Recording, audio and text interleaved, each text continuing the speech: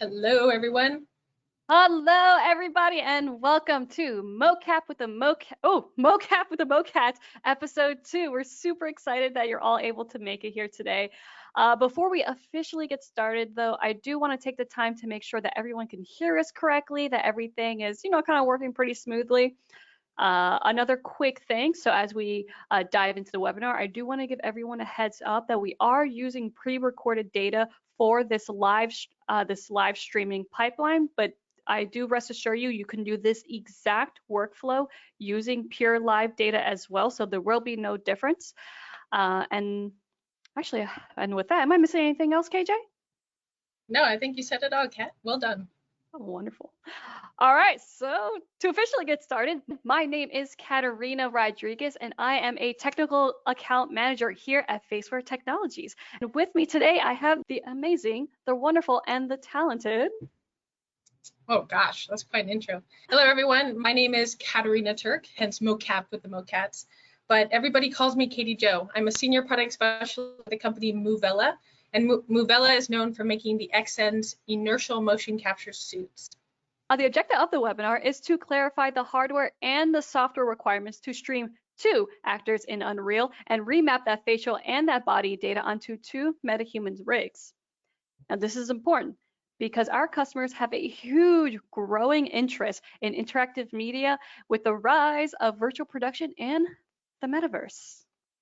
And to add to that, a lot of the elements that you'll see in this episode are very similar to episode number 1. So if you haven't seen Mocap with the MoCaps episode 1, I highly recommend you go back and watch it because Kat and I share a lot of super helpful master tips. And like Kat had mentioned at the beginning, yes, we also do a real-time pipeline throughout this webinar, but we are using pre-recorded data, and we'll explain why we did that later on in the webinar. So without further ado, here we are wearing the Xsens Link suit and the Mark IV headcams. There are 17 trackers that are worn by the actor with the Xsens suit. The suit captures at 240 hertz, and the frame rate of the Mark IV camera is, what is it, 260 V994, Kat? I forget. Absolutely. So we actually have 2 separate different Mark IV cameras depending on your frame rate needs. So just let us know what exactly you're looking for, and we'll be sure to supply that. And what about hardware setup? What do we need to make all this? So I guess diving into the official couple steps, this would be step 1. What will you actually need to either purchase or rent for your real-time streaming shoot with 2 actors? Well, first and foremost, you're going to need one of everything, and that means 2 separate Mark IV systems. So just because you have the one Mark IV system doesn't necessarily mean if you have 1 or 2 extra items, you could do 2. You will definitely need 2 entire systems. And KJ, what about on your side? Same thing. So when you're capturing 2 people, you have to have 2 complete Xsens Link suits. So it comes in this tiny little Pelican case, which is great. It's portable, it's small, not too many components come inside. But when you're doing a multi-actor shoot, although you need 2 complete systems, you'll only be using a single ASUS router or access point to connect both suits to. I'm so jealous of how tiny your case is. It makes travel so much easier. Well, on to the next step, getting ready for your shoot. You're probably thinking, all right, so what's my physical location going to look like? And we're here to tell you exactly what that looks like. So 2 large tables when you are operating 2 Faceware kits and 2 Xsens kits. So on the left side here, we have a dedicated Unreal station. So just going to be running all the Unreal content. On the right side here, we have Xsens running MVN Animate Pro. And then on the right side, we have 2 stations for Faceware.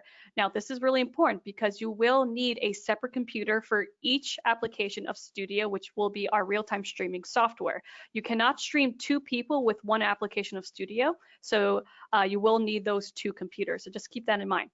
And on the right side here, as a supervisor just kind of coming in and seeing my empty tables, this is how I will lay out all of my equipment.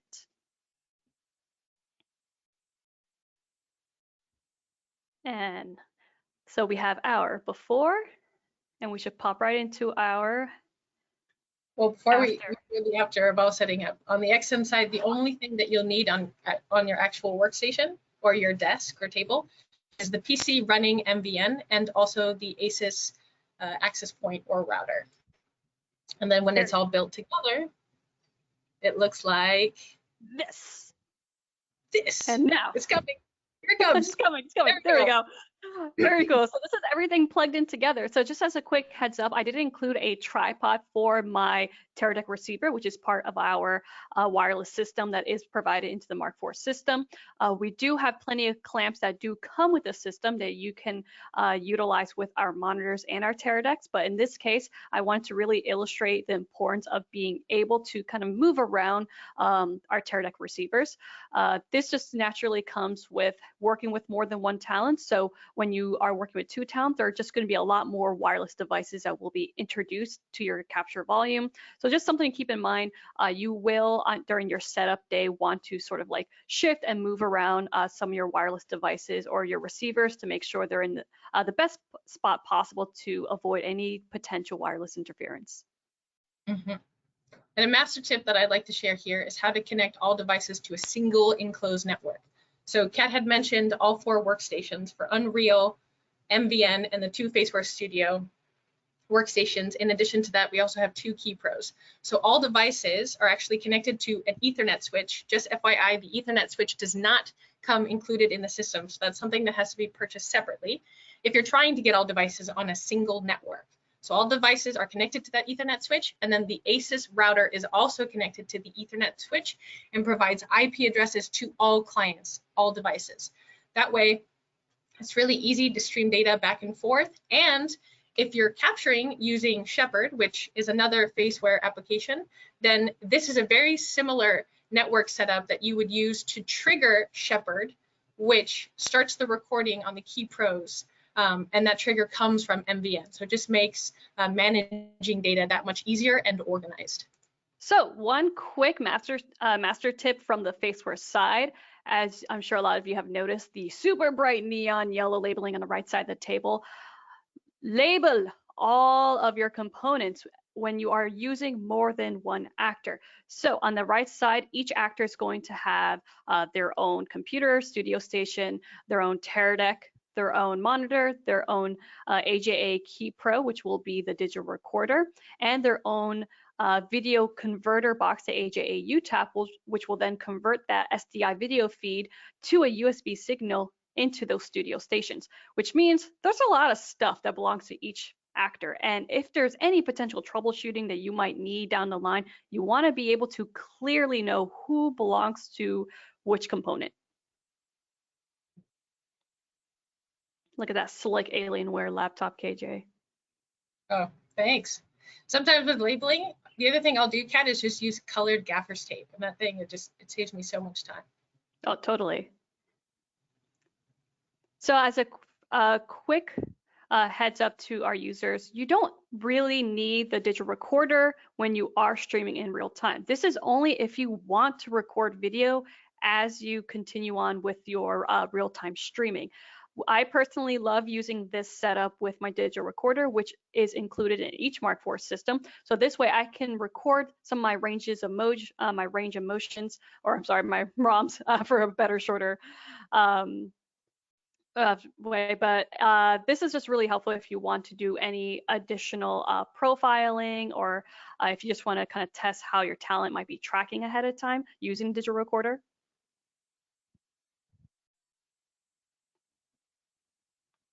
Those slick labels. There's the Ethernet switch there that I was mentioning earlier, and all those really nice labels. All right, so enough chit chat about the workstation. Let's get to the fun stuff. Let's put these link suits on. You just have to give your best friend a high five. That's how you put the link on. Yep. The Mark IV helmets just drop from the sky. You'll notice the packs that are on the performance capture belt are worn on the front of the body. That's going to help avoid any Wi-Fi interference between the Teradek transmitter and the Link body pack. Comfort checks are important, right? We really want to make sure that our talent is comfortable so that they can be focused on their performance. 100%. So also includes on the Faceware side as well, make sure to let your talent know that there are different sizes of helmets. There are different thicknesses of padding that goes with each of the helmets. So their comfort is definitely and should be 100% prioritized since the beginning of the setup. Yeah. Here you can see all the checkers on the inside. You kind of want to organize the cables so that, you know, when you're bending your arms, when you're crouching down, doing any sort of stunts or rolling or anything like that, none of those trackers or cables are going to be uncomfortable. And if you can salsa dance in the link, you can act in the link. I thought the suit was very comfortable. It reminds me a little bit of a surfing suit. Right? All right, so let's calibrate the suit. So now that everything's on and the head tracker is on the helmet, we can now start the calibration process. So even though we're capturing 2 people, we still have to do the calibration 1 at a time per actor. So here's Kat, she's holding the N pose. In the right left hand corner, you're gonna see MVN. The MVN avatar isn't moving around with her just yet because we're still doing the calibration process. So she's just moving around. This is slightly different now. So with the last 2 builds of MVN, you just move around the space. You don't have to walk in a straight line anymore. After you've moved around for a little bit, then the audio cues will say processing. During processing, you can kind of just relax and then slowly come back to the neutral pose, because then the software will ask you, stand still. And you hold that end pose, MVN will automatically apply that calibration for you.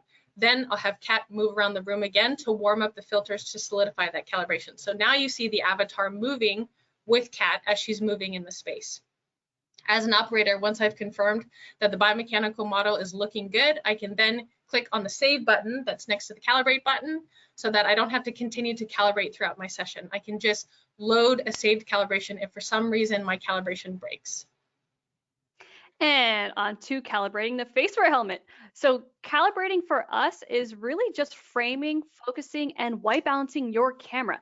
Now this is naturally super important because any corner that's skipped, anything you know, that is sort of overlooked during this step can very much affect and be a factor to jittery data down the line. So for example, my face here is super evenly lit.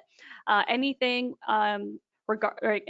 that might result in any harsh shadows, anything above my eyebrows or my mouth can easily lead to jittery data. That also includes unstable cameras. So we have those blocks on the side of the helmets that secured that mounting bar. So you want to double check that and make sure that everything is secured. The face is squared up, it's even, and it's more or less symmetrical. There's no tiny eyeball, big eyeball, or anything of that sort. And the jaw stays within the frame.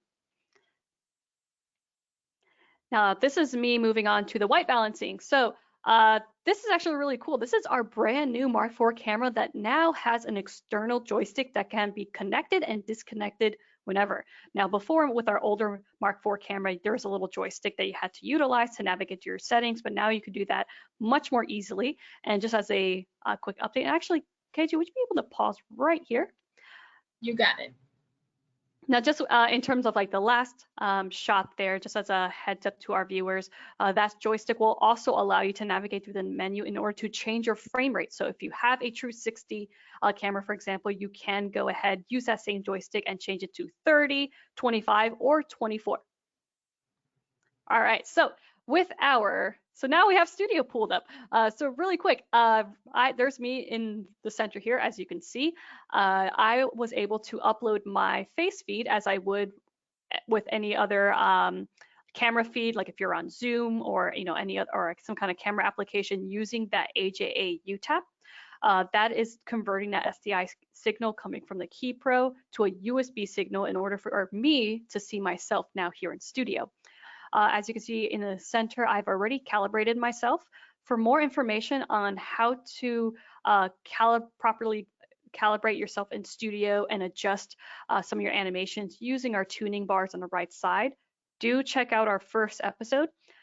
In this case, I'm just going to look over the streaming panel and just show you what are some specific things I am doing to make sure the data here is properly being streamed over to the Unreal Station. So KJ, you can go ahead and click play again. So in that upper left corner, you probably see that media has been selected. So that's when I was talking about when I was using pre-recorded data, but you can absolutely just click live and it's the same exact setup. I'm making sure my port number on the upper left corner is set to 802 and I am streaming to client. Now that port number is important because that is how Unreal is going to identify the 2 different Studio streams that are heading over to the Unreal project. In KJ's case, I'm going to set her to port number 803. I'm going to use both of these port numbers later on when I'm setting up my live stream in my Unreal project. So there I am making sure my port number is set to 803. I'm making sure that my panel settings are set to standard and that my head group is turned off because Xsens will be, in this case, responsible for all of our head rotations. And now we're setting up our MetaHumans. So before you actually touch Unreal, we're going to head over to our Faceware support website and we're going to download a free Motion Logic folder. Now this is super cool because this is completely forgoing the much more involved process or the initial process that comes with setting up a character in Unreal from scratch. This completely skips that entirely. So you're going to download that folder and drop it into your content folder of your Unreal project. Once you do that, you should be able to see it right there and under your content on the left side. And then you should be able to go into your Windows, your live link, and start setting up those studio links. So for KJ, I'm making sure that I have her set to 803 since that was the port number I have set for her studio. And I'm just going to make sure that her subject name is appropriately assigned to KJ to avoid any confusion later on. And as you can see in the progress bar, I am successfully streaming.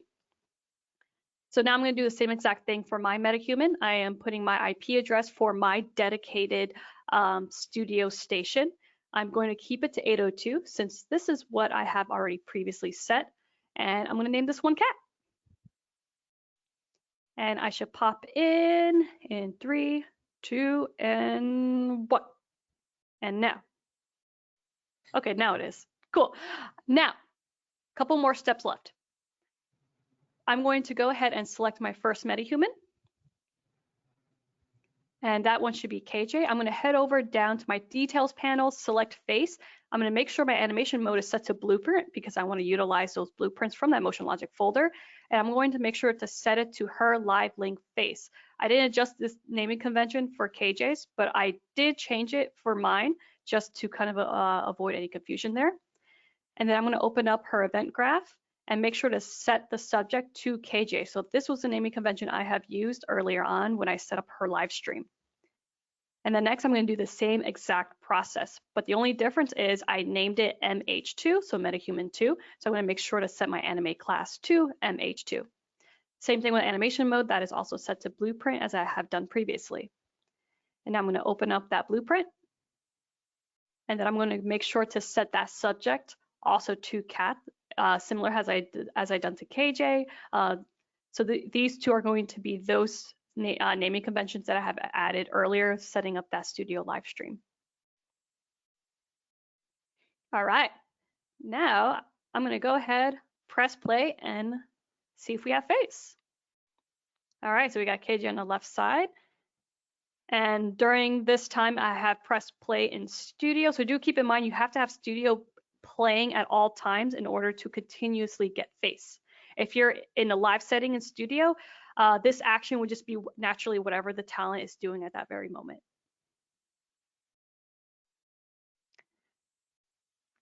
And just to kind of do a quick recap on the right side, I have already preloaded those profiles. So our wonderful, our other wonderful, very wonderful technical account manager, Johnny, has already set these profiles for us. This is where the digital recorder was super helpful because we already pre-recorded a ROM for him to profile these two characters ahead of time. Awesome. So now that the MetaHumans have been set up with face, we can now get them set up with body. So in MVN, you've got your two actors. You want to set up the network stream. Add a stream. The boxes that are already checked by default is set up for Unreal. Let me just pause this here. This is the same if you're capturing with two people live or you have a pre-recorded file and you open up an MVNS file. So MVNS stands for MVN scene. Sometimes it's better to stream a pre-recorded file because you can HD reprocess that file so you can clean it so you're not streaming raw data into Unreal. So I have my MVNS file here of my MoCats performance. I'm going to go into the projects plugins folder. I'm going to search MVN Live Link plugin and make sure that it's enabled.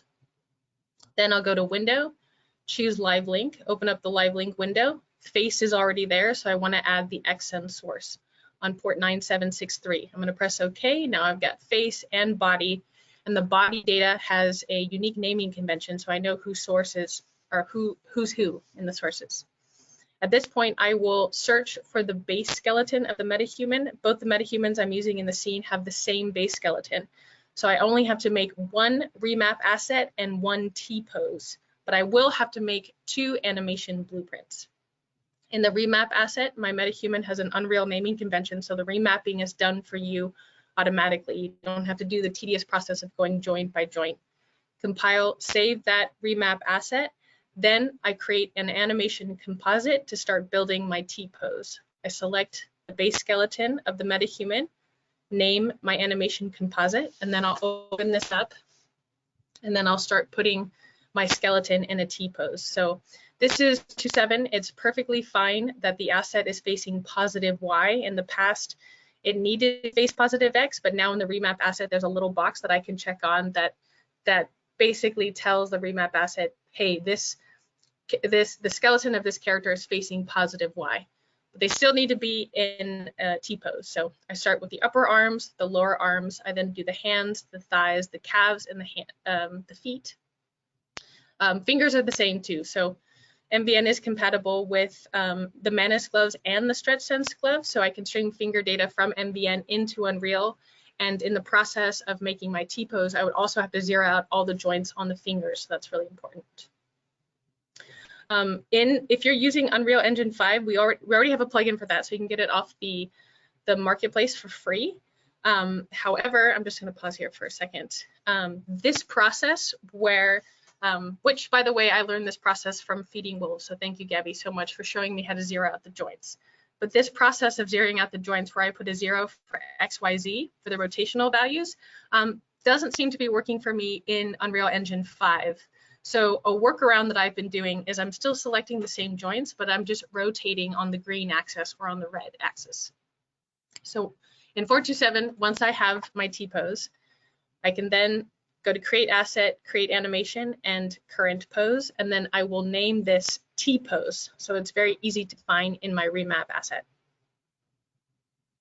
Press OK, pause this, close it, and then I'll go back into the remap asset where it says T-pose animation. I'll click on the drop-down menu, and I'll search for the T-pose that I just created. Perfect. So select the T-pose, make sure the remapping is looking good. I'm only missing a root joint, and compile, save. And so at this point, I'm going to go into the animation blueprint that Faceware already created for me. I am going to make a duplicate of that animation blueprint because I have 2 characters and 2 separate sources. So by default, the last apply additive is connected to the output pose. I have to add this live link pose in the middle. Once I have the live link pose added, I click on the drop-down menu and choose the specific source. Click on that node and make sure the retarget asset is looking at the remap asset that I created for the base MetaHuman skeleton. I'm now opening up the duplicate. Same thing. I added the live link pose. I'm going to choose cat, who's the other source, but then make sure that that live link pose node is still looking at the remap asset, that same one remap asset that I created. Compile, save. The MetaHumans are already in the scene, so I just click on each MetaHuman separately in the world outliner. I click on their body here in animation mode, choose animation blueprint, and then in anim class, I'm going to select, well, in this case, I'm selecting my duplicate first, and then I'm going to go back to the world outliner, select the other MetaHuman, click on the body, and then choose the original body animation blueprint that Faceware built for me for free, which is wonderful. And then I press play and I have animation. So there's a bit of an offset in this video right here. That's because we just kind of dragged the MetaHumans in. What I recommend is after you drag the MetaHumans into the scene, zero them out so their global position is coming from MVN. Awesome.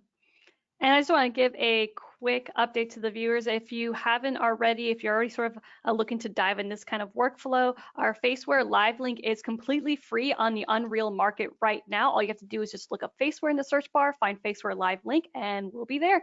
So just make sure to install this into your engine ahead of time. All right. All right. Are you ready? The moment that everyone's been waiting for. Wait, I just want to give a quick update, or just letting everyone know neither of us are professional actors. We just had a lot of fun doing this, and we just kind of just went with it. But yeah, we'll just show it to you and you can decide. You spend time with your family? Sure I do. Good. Because a man who doesn't spend time with his family can never be a real man. Come on.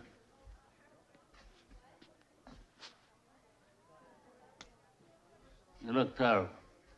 I want you to eat. I want you to rest well, and a month from now, this Hollywood big shot's gonna give you what you want. It's too late. They start shooting in a week. I'm gonna make him an offer he can't refuse. You spend time with your family? Sure I do. Good. Because a man who doesn't spend time with his family can never be a real man. Come on.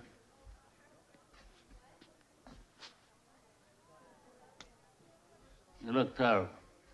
I want you to eat. I want you to rest well, and a month from now, this Hollywood big shot's gonna give you what you want. It's too late. They start shooting in a week. I'm gonna make him an offer he can't refuse. That was a lot of fun to make, especially as a primarily as a technician and just an overall like technical person. It was definitely a battle for us. Or at least for me. I don't know how it was for you, KJ, but just that whole the workflow we had set up and just sort of like miming to pre-created dialogue. It was interesting. I'm amazed. Like, okay, neither one of us are expert animators, and we're not even super proficient in Unreal, but our performance did a really good job of translating onto those metahumans. Like my face, where I'm just like, like it really comes across in the facial expression. It's so amazing to me. Like how something, I don't know, like it's like I don't give facial expression enough. Like it brings so much out of a performance of a virtual asset. Like. You know what I'm trying to say? Yeah, no, I absolutely. And I think it also just speaks volumes towards the indie users at home who want to create sort of like their own content. Maybe they themselves don't even have like pure, acting abilities or have many friends or actors, but at least, at the very least, you can create some pretty great stuff from just your home. I mean, as you probably saw as you saw in the video, KJ and I, we captured all of this content and even all of the B-roll and all the footage you see today in less than a day. Just within the office, we showed up with 4 cases, we uploaded everything on 2 tables, and we're ready to go. So I actually wanted to also talk about this exact setup. So this is actually a very common method for some studios, especially for those who have their own primary voice actors, but then they have their own primary body actors. And even in some cases, especially during the pandemic where everyone was sort of forced to kind of like Frankenstein a lot of different like data together, they might even have their own primary face actor. So this is actually not completely unheard of, where people might grab voice, face, in this case we have face and body, but even having face separate, body separate, and voice separate, it's definitely not an uncommon pipeline. Mm-hmm. I'm putting it all together. Okay, well, is there anything else, Kat, that we wanted to share about our setup and our performance, or do you think we can transition to a Q&A session? I think so. I guess before we officially jump to Q&A, I just want to give a big shout out to our marketing team who worked so hard to kind of help us get this together within just like a couple of days. Like we shot all of this stuff like last Thursday and we got it all together in less than a week. And Brandon from our marketing team who edited this whole video together, it was so cool and it definitely exceeded what I've expected. Just kind of doing our rehearsals for this like a couple days ago. So I thought that was super awesome.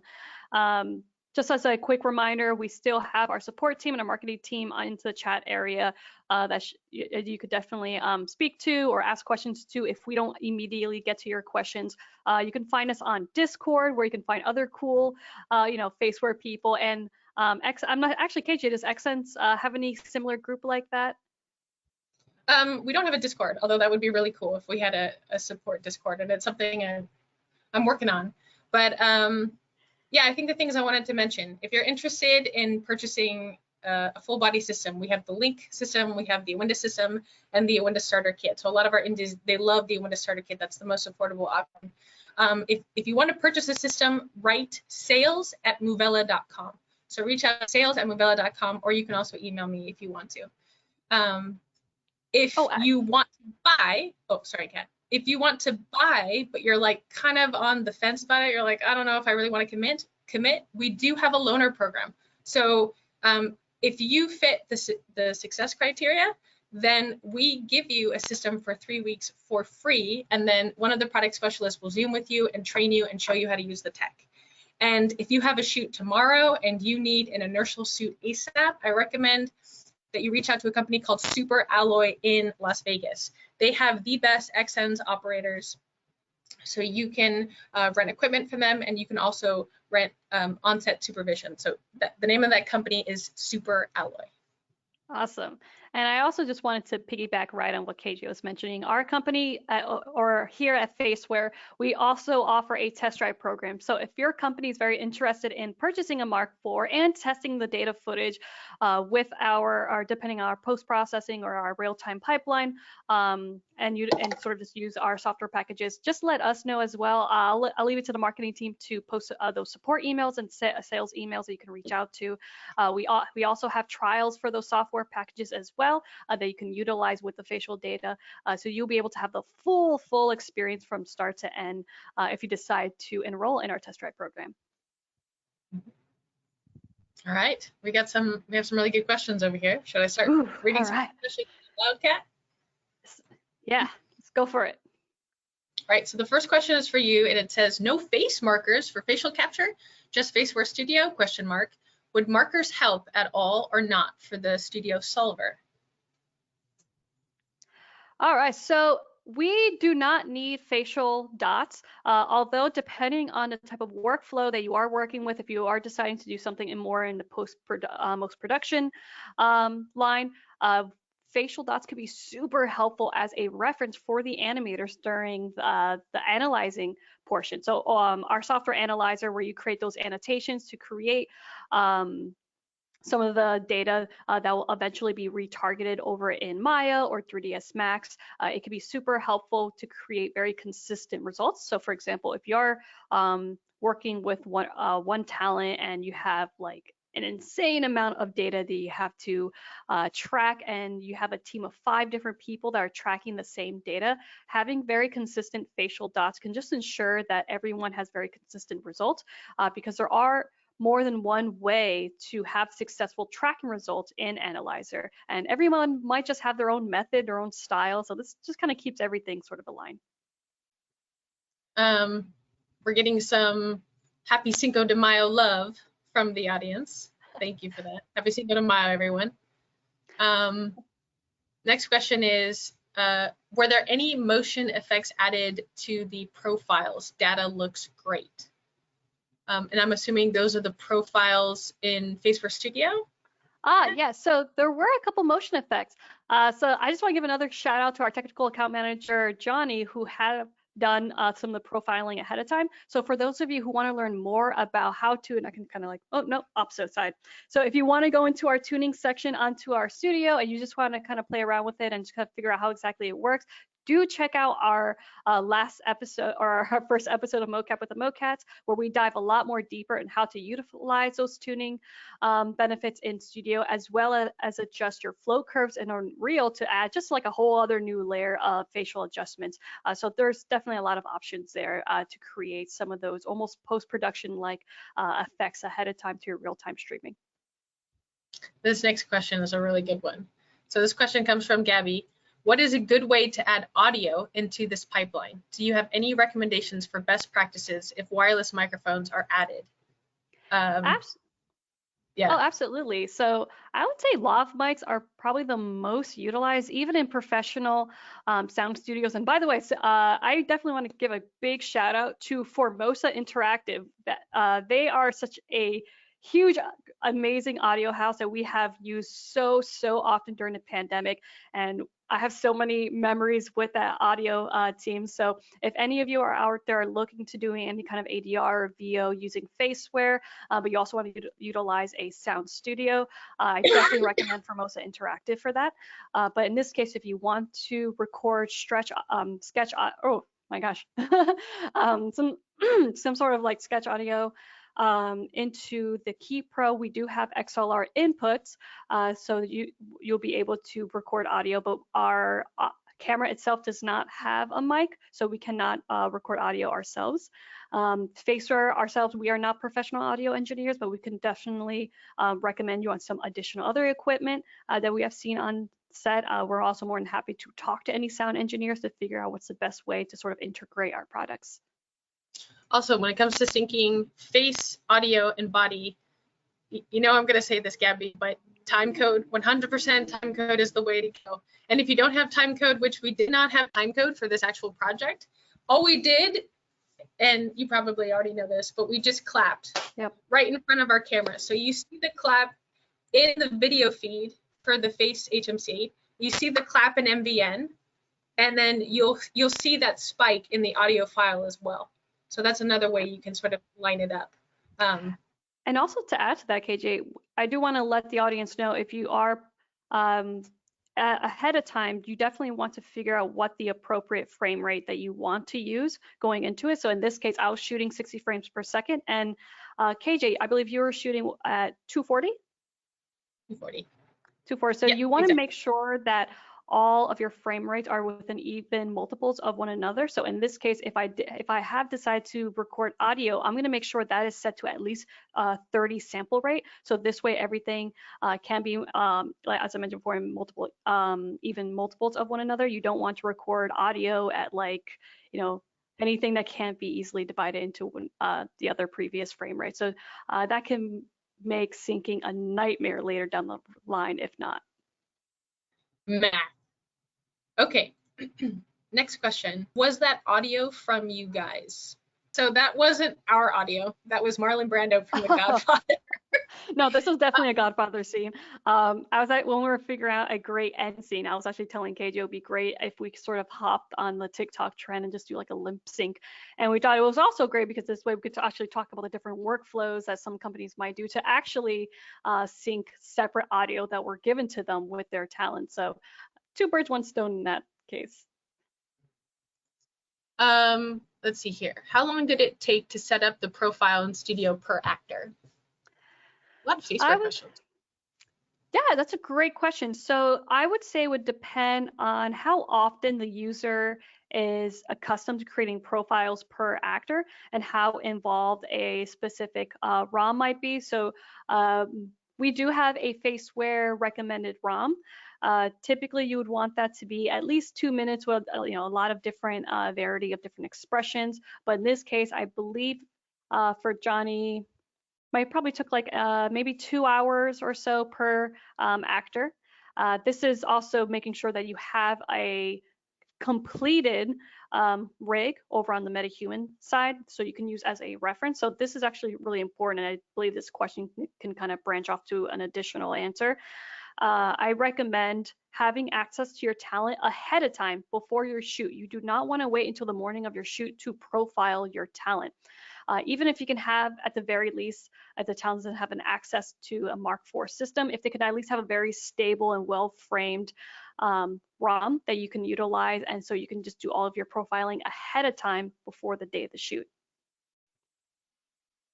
Here's a really good question for Xsens. When live streaming from Xsens, does it do motion smoothing processing, or is it just the initial raw capture? So when you're live, when you have a live session and an actor is wearing the suit, you can stream that data in real time, but that data is not HD reprocessed. But what we did for this project, and I see a lot of people do this, especially with like characters that aren't the main characters, like characters just sort of in the environment. You can capture data in MVN, HD reprocess that data, and then stream that HD reprocessed data into Unreal Engine. But as of right now, the HD reprocessing is not real time. And the reason for that is because the HD reprocessing algorithm takes data from the beginning of the take and the end of the take, and then kind of averages everything out. So that's why we don't have it in real time yet, although that might be something really cool for the future. Let's see. Oh, so we have, with audio too, where would you put it on the body for it to have less interference with Xsens and Faceware? So actually, so I would say a lav mic is probably the most go-to for a less like a less involved audio solution. So very often we usually have the lav pointed just above the rim of the Faceware helmet. I know it's very common for some people to want to put it on the bar, but I usually recommend it most on the helmet. It's just the most stable. If you have it on the mounting bar, it can create just a little bit of extra noise in that case. Because our performance capture belt does have some extra space and room there, you can even attach the wireless pack onto the PCAP belt. We have also seen a couple people depending on your mocap solution, sometimes you can have it attached to the back of the suit as well. But I would say the most common would be to attach it just on a PCAP belt. Was there any Wi-Fi interference with all the wireless devices with these two actors? What do you recommend for setup? We didn't run into any Wi-Fi interference, and I was like pleasantly surprised. And I think it's because the Mark IV headcams now have this super fancy tear deck. What's the version called, Kat? Yes, so we have the Teradek 750 4K LT, which is by far my favorite wireless device that I have used in this case, mainly because Teradek has introduced a new manual selection tool built into this newer model or the latest model of their bolt or their Teradek bolt systems. It's super great because you are now able to select a private channel per talent, whereas before everything was typically set to automatic, and so it was just sort of like going nuts looking for all these available channels that it can use. Within the manual selection tool, there are very specific channels that are a little bit more busier than others. What's also super helpful is Teradek has also created a application that you can use on your iPad or your iPhone. I'm not quite sure if it came out on Android yet, but this application will let you know which of those private channels are extremely busy that day. So you can make sure to select the least busy channel to ensure least amount of interference possible for your shoot. Yeah, what I would have to do in the past, because the pack can connect to channels in the 2.4 and 5 gigahertz range, if I was working on set with a bunch of Teradeks, I would just allow the body pack to use a channel in the 2.4 range. And that would help me a lot when capturing with face. But then since this newer version of the Teradek, I haven't been running into the Teradeks fighting for my wireless channels. So that's been really cool. Next question, how often do you need to charge the equipment during a shoot day? That's a good question. So our battery, I actually love talking about our batteries. I'm surprised I haven't brought it up previously. So we use the new Beep Bop batteries that only require 1 hour of charge for 6 hours of wireless use. So if you are using it wirelessly, naturally you have the 6 hours, but if you are actually using it on your desk, so you don't need, let's say if you don't need the Teradek, you don't really need the wireless solution, you just want to hardwire tether everything, that'll last you actually up to 12 hours, which is super great because not once as a supervisor did I have to run on set and check if the battery was dead or if it never once died on me, because for 6 hours, by the time I would say 4 or 5 hours of shooting has gone by, typically it's usually lunchtime or some kind of break, and during that time I just go ahead and charge my battery, and at the end of lunch it's ready for another 6 hours. But also do keep in mind that the Mark IV system comes with 2 batteries, so if for whatever reason someone charges it for 15 minutes, it doesn't last the full session, you should always have 1 battery charging while one of them is in use, so it should just be like an easy swap. The battery on the Link lasts 10 hours, and it only takes about I'd say about 2 hours for it to get fully charged. So in a system, only 1 battery comes with the system, but you can purchase an additional battery if you wanted to, but it does last a very, very long time. I like this question. Can you mention the new calibration option in MVN, and are there any new features in the new 2022 MVN that are worth testing? So the new calibration process is great because it has audio cues. So in the past, people had to keep like their eyes on the screen to know when to do what. You don't have to do that anymore. So the audio cues would be like hold N pose, which is the neutral pose. It'll be like move around. So during the move around portion, for those people who have used Xsens, right, you don't have to walk in a straight line anymore. You don't have to count the number of steps that you take. Timing is still really, really important, but the move around is you're literally just moving around the space. And if you can't really walk around, like if you're in a tight space, you just, kind of move around within that small space, moving your arms, moving your legs, kind of moving a little bit forward, a little bit back. And then when the calibration is applied, this has been happening a lot, where like initially, like the MVN avatar looks all twisted, it looks broken. That's completely normal. After that apply has happened to the calibration, what you then need to do is walk around in figure 8. And after you've done that for like at least 10 seconds, then the biomechanical model will start to correct itself, and it's ready to go. You can save your calibration, and then you can start capturing data. Some of the other newer features of 2022, actually that's really cool. Well, number one, it has Spanish language now. We've added Spanish language to MVN. So if you want to run MVN in Spanish, you can do that. And then the other really cool thing is reference camera video.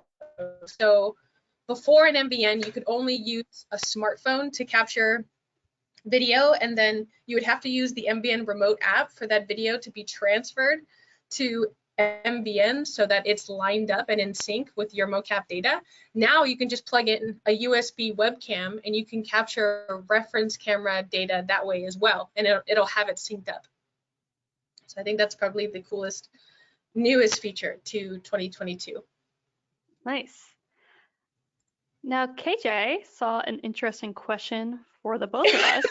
Why did I turn off the headstream group in Studio? So that's basically because we are using Xsens data for all of the head rotation. So I don't know if you notice here, actually, this is a great pause. Behind my head, you see just that little orange sensor just behind me. So a couple people who are sort of very new to Faceware and Xsens and really kind of diving in, I've seen a couple pictures online here and there of like the whole entire band trying to stretch around the helmet. You definitely don't need to do that. You could definitely remove and feel free to add to this as well, KJ. You can definitely feel free to remove that head sensor.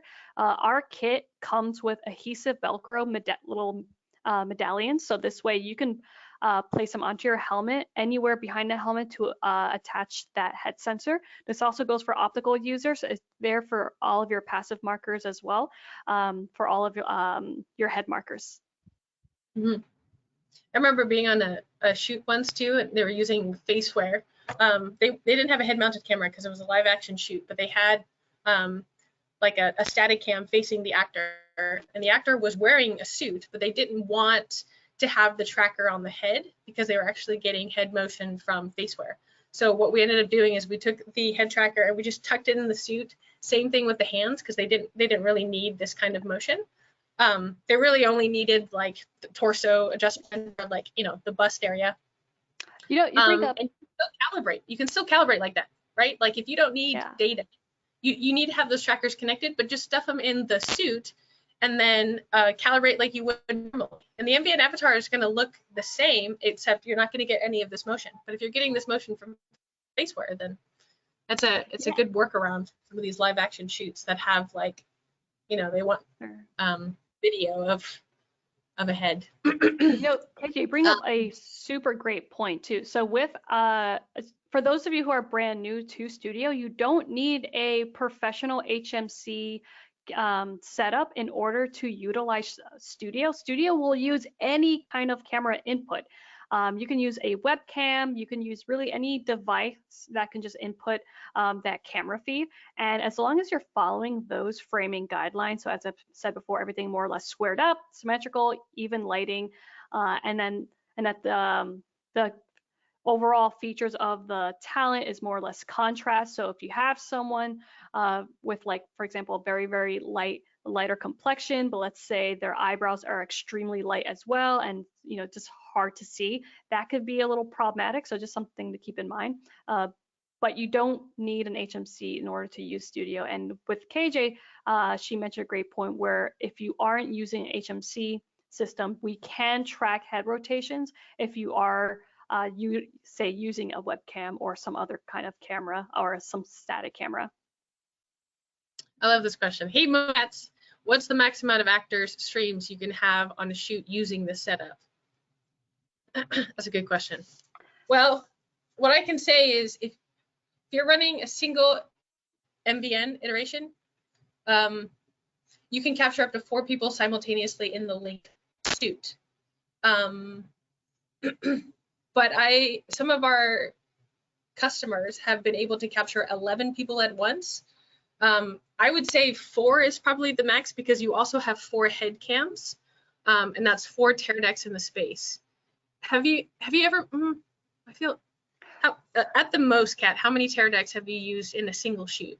So we recommend up to 6 with our new teradecks. However, we had a couple people experiment as far as 8 to 10, but a lot of this will depend on your capture environment. So if you're in an environment that doesn't have too many other wireless devices are being introduced to the capture volume and you're only really using the teradecks, you could potentially get away with going somewhere as high as 8 to 10. But if you are in an extremely active studio or you have NASA that decide to move next door, that could potentially be problematic. So I definitely recommend, just I would say probably recommend just testing a couple people at first within that volume and sort of work your way up if not. Do keep in mind if you notice that the volume allows for about up to 6 teradecks at once, you can still add more actors. They will just have to be tethered. So I would probably, if I was on set, I'll just choose whoever is the least more active in that scene and just tether them up and have someone make sure to handle that cable, but they should be able to be utilized in the space just as any other HMC actor. The robustness of the router that's being used is vital.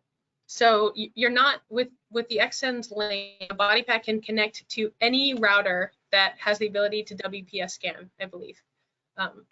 So if you have a super robust router, then you can probably have many more body packs connected to it. The other part of your question that was interesting is how many streams.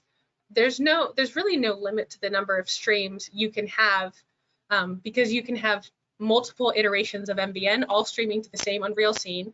And if you can have up to 4 actors, then you have actors from all of these different remote stations on different port numbers, and then it can just grow from there. And then the other thing that is kind of like a little trick that I do, if you're just a one man or a one woman band, then you can actually capture, let's say you capture maybe like 10 different takes. There's a way to create an MVNS file just by creating a text edit file, and then you can merge all of those takes into a single MVNS file and then stream all those people. So a couple of different ways that you can sort of cheat it as well. So we had someone ask us to play the scene again, KJ. Oh, really? Okay. Yeah, let's take a looky one more time. All right, I'm going to change my audio input and then I'll play back.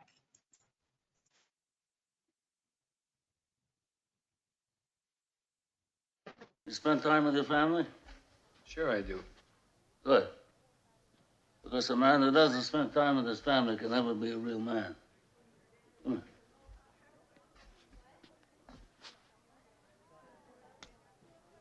You look terrible. I want you to eat. I want you to rest well, and a month from now, this Hollywood big shot's gonna give you what you want. It's too late. They start shooting in a week. I'm gonna make him an offer he can't refuse.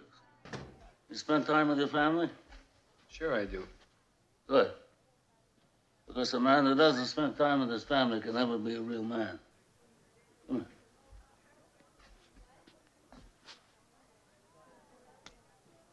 You look terrible. I want you to eat. I want you to rest well, and a month from now, this Hollywood big shot's gonna give you what you want. It's too late. They start shooting in a week. I'm gonna make him an offer he can't refuse. Well, we had another great question in terms of tracking come in during that playback. Is there a problem with, or actually let me read a little closely, would beards or makeup pose a problem for tracking in Faceware Studio? So that is an excellent question. So makeup, as I mentioned before, can definitely be utilized to enhance the natural features of a talent's face in order to kind of like bump up a little bit of that contrast and help Studio be able to recognize some of those face groups. So something like lipstick or even like a tinted lip balm to sort of like up the saturation of your lips can definitely be utilized to help with lip syncing or any kind of like lip tracking.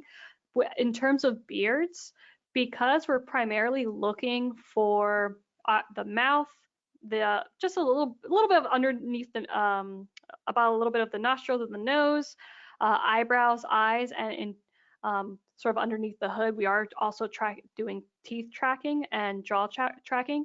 So in terms of beards, it can be fine as long as the beard isn't covering the actual lips. So beard wax or something of that sort to just sort of like push them out of the way can really help. If you can't use beard wax and the talent is all beardified and they're ready to go, there's no other option, you can apply a little bit of lipstick on a talent just so at least the software has a little bit of help trying to identify the lip shape underneath the hair strands if possible. But this, I would kind of add this all into that bigger recommendation of just testing everything out ahead of time. This is why having access to your talent ahead of time to create those profiles are also very important, because you can even just check to see how trackable they are in the system. If they do have beards or something sort of like conflicting with some of those face groups, something like really, really long eyelashes. Like I actually been on set once where a young woman, and by the way, she looked gorgeous, but she had these ultra fabulous eyelashes that almost touched her eyebrows when she, had her eyes really wide open. So something like that could potentially play a factor in tracking. So I would, just check with your talent, see how exactly they're going to appear the day of the shoot. Certain like facial tattoos or things like that may or may not be a factor in tracking. So just make sure to check that out ahead of time. I want to answer a couple of questions. The first one, Lisa wants to know about the tech specs. For the MVN workstation, I have an Intel i7-8750 with 16 gigs of RAM and RTX 2070 for my GPU. And then there's another really good question. I recently used Xsens with MVN Winda suit and felt that calibrating in T-pose worked better than N-pose. What's the difference and advantages between them? So that's interesting. I rarely calibrate with a T-pose, but that's only because I'm lazy. Like the advantage of calibrating with an N-pose, right, is I can export the data and have a T-pose added to frame 0.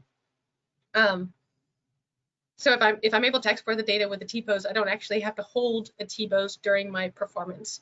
If that's something that you need, then that's perfectly fine. You can do a calibration with T-pose. I just find it hard to hold this for a very long period of time. You can export your data with the T-pose, even though you don't hold a T in the performance. And also, I think being consistent with the T-pose for takes is also really important. So if the T-pose is being added when you export, then you can guarantee that that T-pose is going to be the same for all files, as opposed to somebody, I mean, you can't see me in a T right now, but if you go take by take, a human being is going to have a slightly different T-pose for every take. And I think when it comes to retargeting in post, that might pose some problems. Okay, well, we have 1 minute left, Kat. Well, I think this is a good end question for the Faceware side. What are the biggest complications between this and a single actor in real time? So yeah, I think that's a great question because I could quickly try to sum it up as quickly as possible. You'll need an entire Mark IV system, so an entire second Mark IV system. You're going to need an entire second computer station running a second application of Studio. If you are planning on recording some of the data to utilize for, record a couple ROMs, utilize for profiling, you're going to want to use an Ethernet switch, as KJ has mentioned, in order to keep everything on the same network.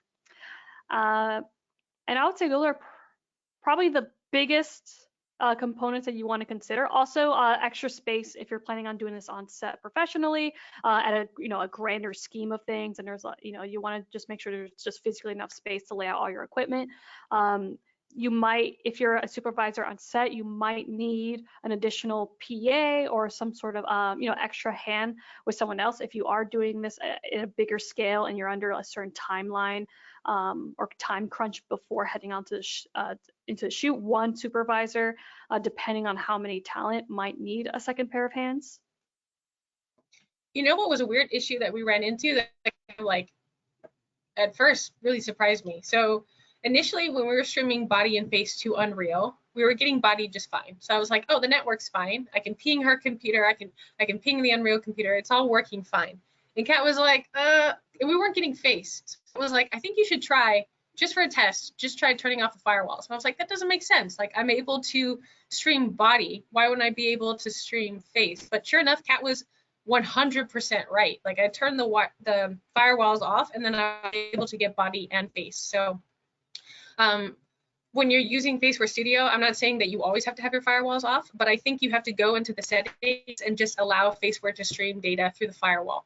I think you have to do that extra step, and I didn't know you had to do that. Cool. Well, we really hope you loved our webinar, episode number 2. Yeah. Any last words, Kat? I think that's it. We have a couple thank yous. Thank you everybody for joining us. You know, we always have such a blast doing these, and we wish, you know, we sometimes wish we do a whole lot more, but you know, sometimes real work of our jobs gets in the way. And if anyone has any suggestions for something they want to see in a webinar, do let us know. I think our marketing team has included a couple like support emails, sales emails. If you're already planning on reaching out to us for any type of inquiry, do, you know, throw in a couple suggestions. If you want to join our Discord community, go in there and just be like, hey, I'm constantly running into this issue. I think this is worth making a webinar out of, and we'll take a look. Awesome. Thanks so much, everyone, for giving us this hour of your time. Bye. Bye.